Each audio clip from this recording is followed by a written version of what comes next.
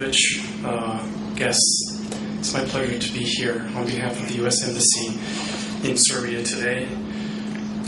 As was mentioned earlier, the U.S. is undergoing a revolution in the production of not only renewable resources. We've added gigawatts and gigawatts of renewable, especially in the wind sector, over the last several years, but also the explosion in the production of shale gas is really transforming the economic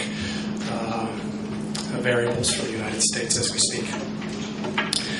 Here in Serbia, it's really my pleasure to talk today about what American companies are looking at vis-a-vis the Serbian market.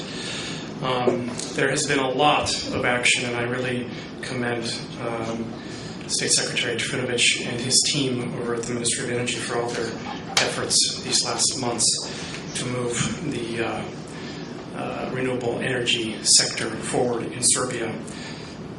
It's a big win for the environment here in Serbia. You still need only go outside on a winter day here in Belgrade or around the country, and the smell of the coal-fired plants and the smoke is an issue that I'm hopeful that with the expansion of renewable energy we can begin to mediate. Renewable energy clearly produces jobs and economic activity. And here in Serbia, there are billions of dollars of projects that have been announced for Serbia in this space. And finally, as was mentioned earlier, as an EU candidate country, Serbia's renewed focus on clean energy will go a long way to assisting it to meet its 2020 targets for renewable energy generation. Again, I'd like to comment on a couple of the really positive aspects that we've seen coming out of the Ministry of Energy over the past several months. First, the Ministry adopted many of the needed bylaws and secondary legislation for renewable energy that is truly essential if Serbia intends to attract investment in this space. The Ministry, secondly, especially with respect to wind, found common ground with the multiple renewable energy groups and adopted decrees that will by and large accommodate most of the renewable energy investors here in Serbia.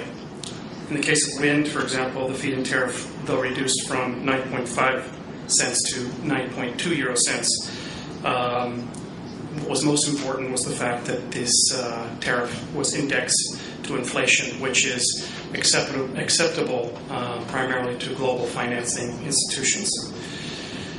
By all accounts, this was not an easy task, and I commend the Ministry for its willingness to cooperate with multiple parties on this issue, including the investors, diplomatic corps, and international institutions to work out an acceptable agreement.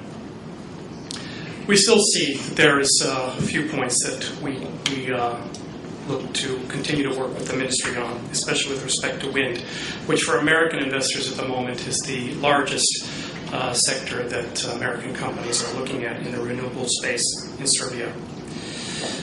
In this regard, we're still concerned about the cap on wind investments that was announced. The total cap of 500 megawatts was initiated in such a way that only 300 megawatts of installed capacity can be permitted until the end of 2015. The remaining 200 megawatts of capacity is set to be allotted until the end of 2020. What this means is that not all of the investors who have been developing their projects in Serbia since 2009 will be able to build their projects. And perhaps more worrisome is that no additional investments in wind will come to Serbia unless some changes to this cap are adopted. We hope this is an issue that we can continue to coordinate and cooperate with the Ministry on, and that they will be open to compromise in order to find an acceptable solution, especially for the post-2015 period. I would also like to emphasize that it is essential. It is of essential importance for ensuring fair competition that the rules and procedures for issuing the preliminary privileged power producer status are carefully followed, so that all investors are treated equally and in accordance with relative laws, namely the energy law and the law on planning and construction. In this respect, I would like to ask the Ministry to make sure that the stringent, especially with respect to wind, the 300 megawatt cap, is not occupied by projects without proper permits and with bank guarantees which do not reflect the true cost of construction. With the renewable legislation completed for now, the next step is for the Ministry to adopt a comprehensive power purchasing agreement. The adoption of a model PPA is of key importance for any new large-scale renewable project in Serbia, for without it, you can't get any financing.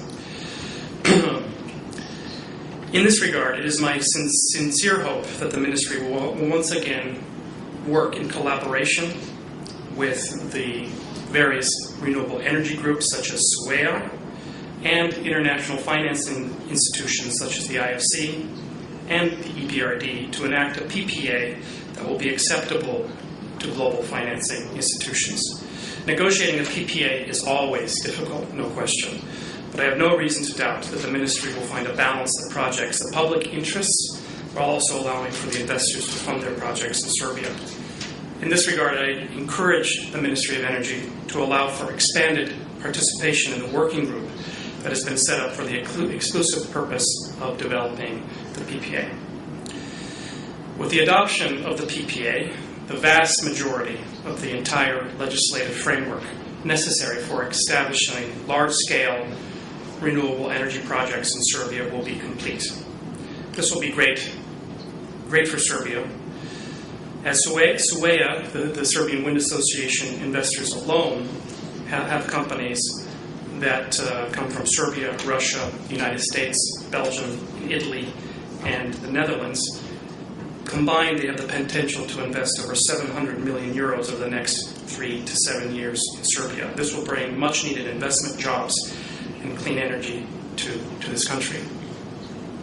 I'd like to thank you all for your attention, and I do look forward to continuing to work with the Ministry of Energy and our American investors and partners, including General Electric, who we're fortunate to have here today, to breaking ground, hopefully this year, on the first large-scale wind farm in Serbia. Thank you very much.